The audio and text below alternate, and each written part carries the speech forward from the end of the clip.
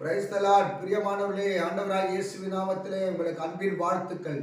இன்றைக்கு எசேக்கியேல் 48 அதிகாரம் 35 வசனத்திலே இருந்து கர்த்தருடைய நாமத்தில் ஒரு நாமம் யெகோவா ஷம்மா என்ற நாமத்தை குறித்து நாம் பார்க்க போகிறோம். அந்நாள் முதல் நகரம் யெகோவா ஷம்மா என்று பெயர் பெறும் என்று சொல்லப்பட்டிருக்கிறது.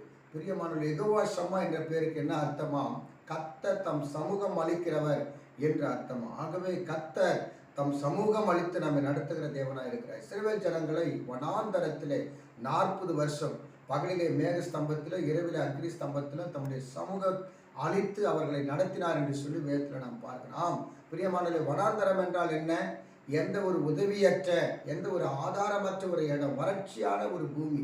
அந்த வனாந்தரத்தை போல உன் வாழ்க்கை கூட வறண்டு போய் கிடக்கிறதா?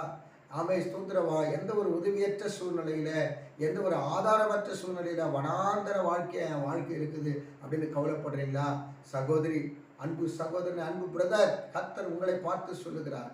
ஆமை, வனாந்தரம் போல இருக்கிற உன் வாழ்க்கையில தம்முடைய சமூகம் அளித்து பகலிலும் இரவிலும் இஸ்ரவேல் ஜனங்களை நடத்தினவர் உன்னை உன் வாழ்க்கையில நடத்த போகிற. இஸ்ரவேல் ஜனங்களுக்கு அவருடைய சமூகம் கூட இருந்தபடினால அவர் உடுத்தி கொண்டிருந்த வஸ்திரம் பழுதா போகவில்லையா? தாமே அவர்கள் அணிந்து கொண்டிருந்த காலணிகளுடைய வார் அவிழ்ந்து போகவில்லையா?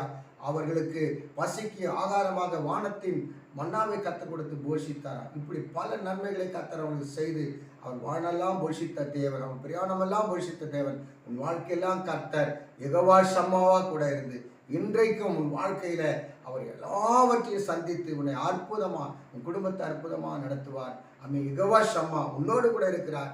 God bless you. கர்த்தரை ஆசீர்வதிப்பார். ஆமென்.